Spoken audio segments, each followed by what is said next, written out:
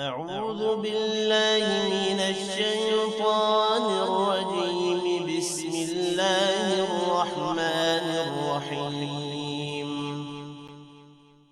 ألم تر كيف فعل ربك بأصحاب الفيل؟ ألم يجعل كيدهم في تضليل وأرسل عليهم طيرا أبابيل ترميهم بحجارة من سجيل فجعلهم كعصف مأكول. لإيلاف قريش إيلافهم رحلة الشتاء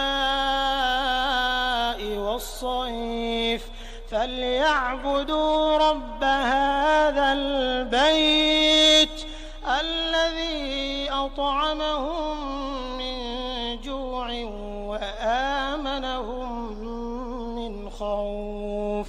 رأيت الذي يكذب بالدين فذلك الذي يدع اليتيم ولا يحض على طعام المسكين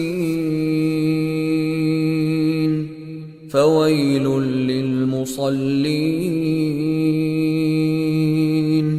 الذين هم عن صلاتهم ساهون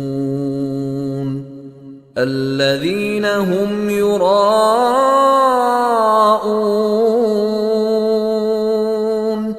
ويمنعون الماعون.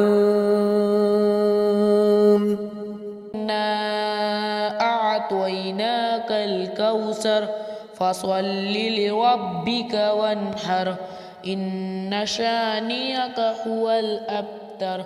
صدق الله العظيم.